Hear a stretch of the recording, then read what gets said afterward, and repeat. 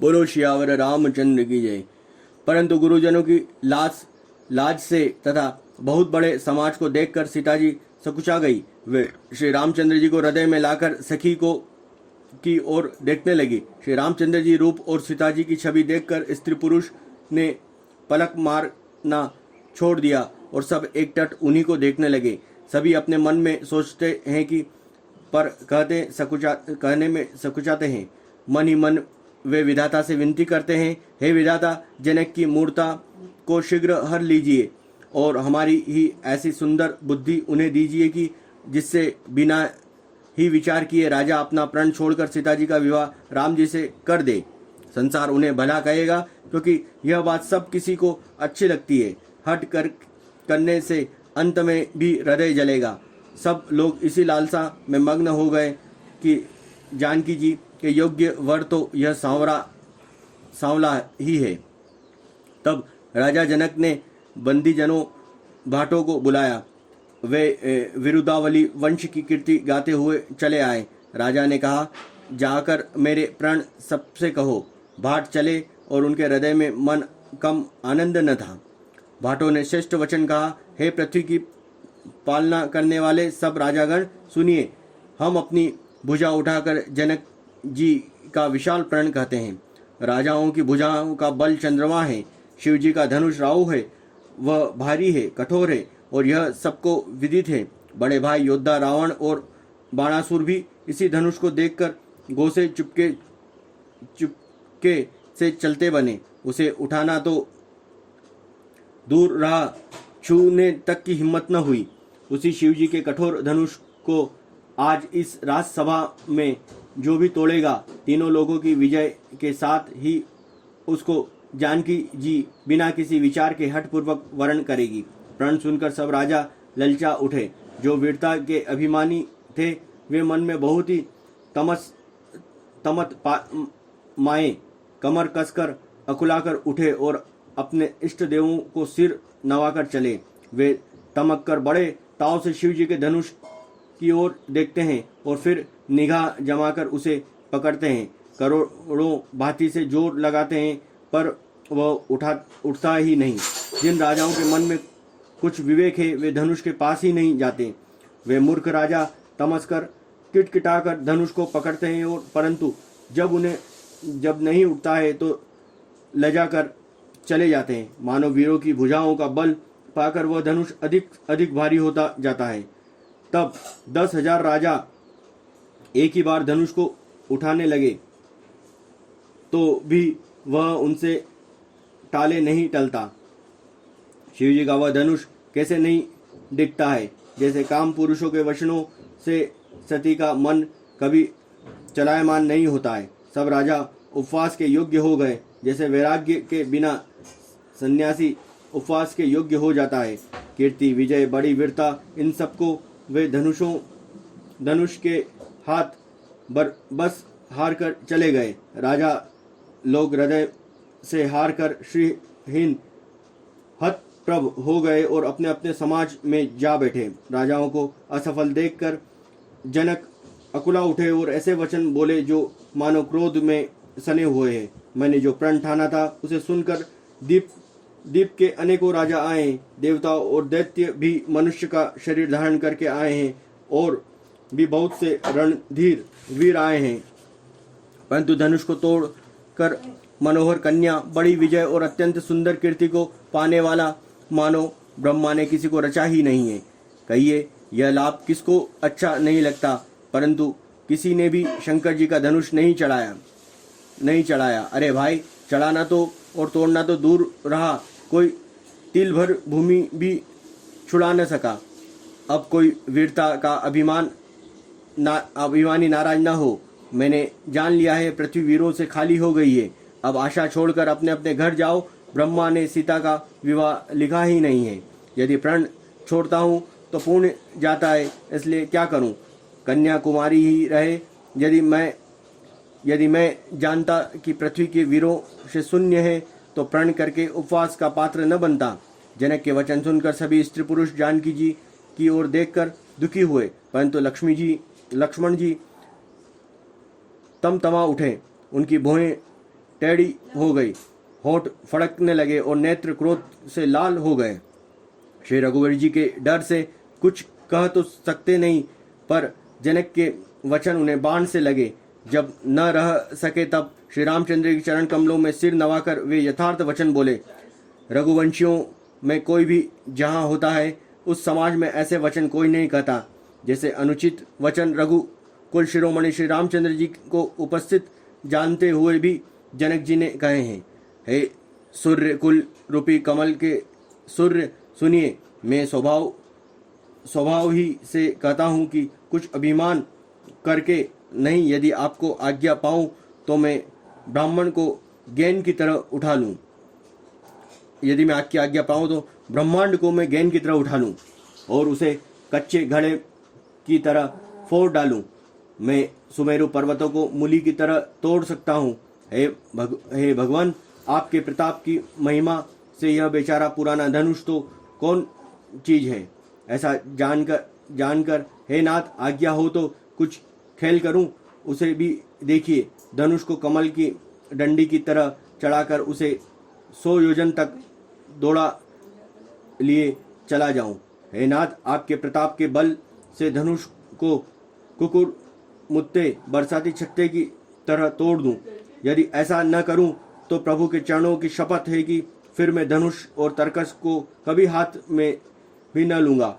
जो ही लक्ष्मण जी क्रोध भरे वचन बोले कि पृथ्वी डगमगा उठी और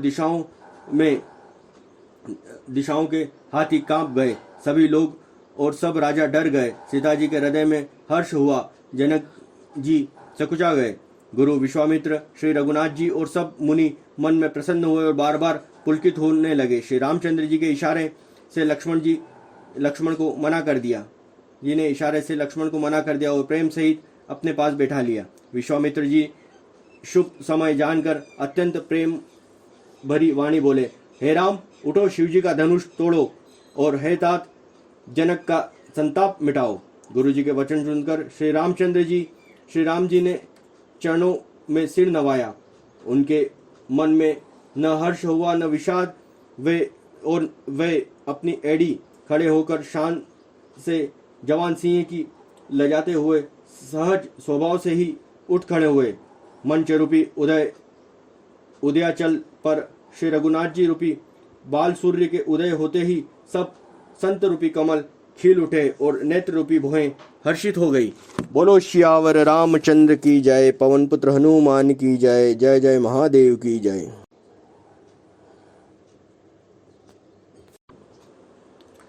उन्हें देखकर सब लोग सुखी हुए। नेत्र एकटट निमेषु शून्य है और तारे पुतलियां भी नहीं चलती। जनक जी दोनों भाइयों को देखकर हर्षित हुए। तब उन्होंने जाकर मुनि के चरण पकड़ लिए, विनती करके अपनी कथा सुनाई और मुनि को सारी रंगभूमि यज्ञशाला दिखलाई।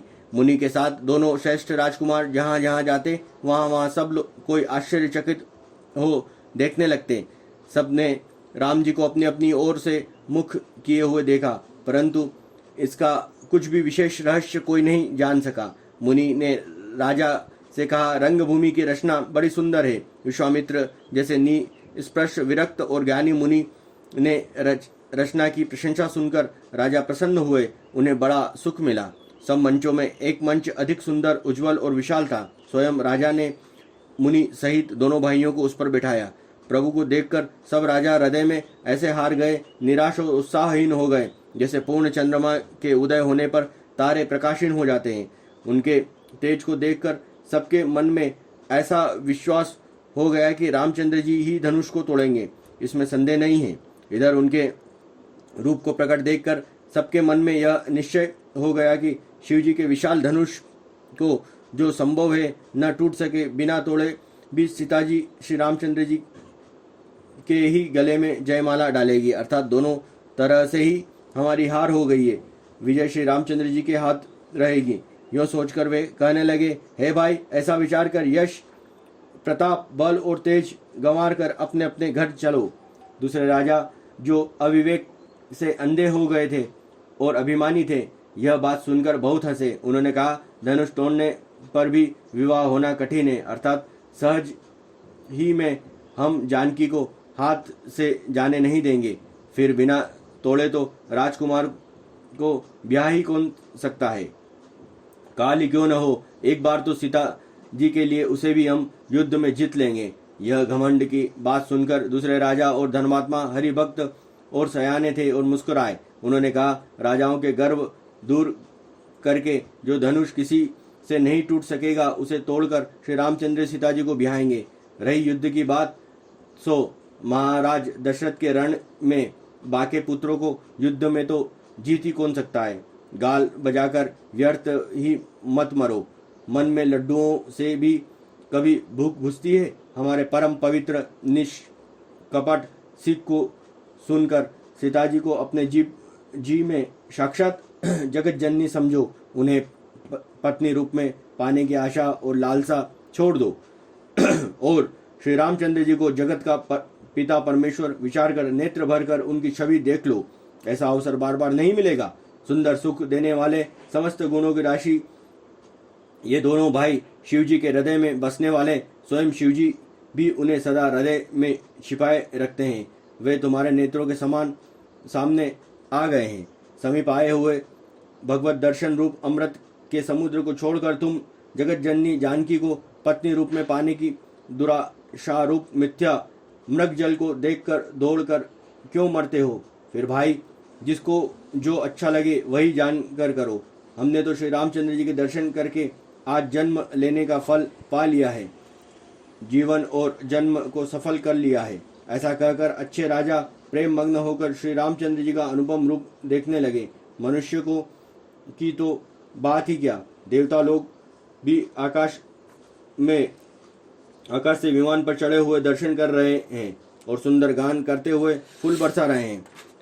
बोलो सियावर रामचंद्र की जाए। तब सुअवसर जानकर जनक जी ने सीता जी को बुला लिया। सब चतुर और सुंदर सखियां आनंद पूर्वक उन्हें लिवा चली। रूप और गुणों की खान जगत जननी जानकी की शोभा का वर्णन नहीं हो सकता है। उनके लिए कुछ मुझे काव्य की सब उपमाएं तुच्छ लगती है, क्योंकि वे लौकिक स्त्रियों के अंगों से अनुराग रखने वाली हैं, अर्थात वे जगत की स्त्रियों के अंगों को दी जाती है। काव्य की उपमाएं सब त्रिगुणात्मक माइक जगत से ली गई हैं। उन्हें भगवान की स्वरूपा शक्ति श्री जानकी जी के अप्रकृत चिन्मय अंगों के लिए प्रयुक्त करना उनका अपमान करना है और अपने को उपवासास्पद बनाना है। सीता जी के वर्णन में उन्हीं उपमाओं को देखकर कौन कवि कहलाए और अपयश भागी बने, अर्थात सीता जी के लिए उन उपमाओं का प्रयोग करना, सुकवि के पद से प्रयुक्त होना और अपकीर्ति मोल लेना। कोई भी सुकवि ऐसी नादानी और अनुचित कार्य नहीं करेगा। यदि किसी स्त्री के साथ सीता जी की तुलना की जाए तो जगत में ऐसी सुंदर युवती है ही कहाँ जिसकी उपमा उन्हें दी जाए। पृथ्वी की स्त्रियों को तो बात ही क्या, देवताओं की स्त्रियां को भी यदि देखा जाए तो हमारी अपेक्षा कहीं अधिक दिव्य और सुंदर हैं। तो उनमें सरस्वती तो बहुत ही बोलने वाली है। पार्वती अर्धांगिनी है, अर्थात अर्ध नारी नटेश्वर के रूप में उनका आधा ही अंग स्त्री का है, शेष आधा अंग पुरुष शिवजी का है। कामदेव की स्त्री रति पति को बिना शरीर का अनंग जानकर बहुत दुखी रहती है और जिसके विष और मद जैसी समुद्र से उत्पन्न होने से के नाते प्रिय भाई हैं, और उन लक्ष्मी के समान तो जानकी जी को कहा ही कैसे जाए। जिन लक्ष्मी जी की बात ऊपर कही गई है वह निकली थी खारे समुद्र से, जिनको मंथन के लिए भगवान ने अति कर्कश पीठ वाले कच्छप का रूप धारण किया।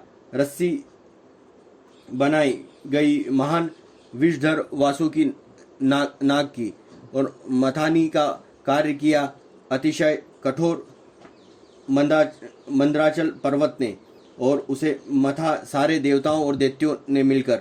जिन लक्ष्मी को अतिशय शोभा की खान और अनुपम सुंदर कहते हैं, उनको प्रकट करने हेतु बने ये सब असुंदर और स्वाभाविक ही कठोर उपकरण हैं।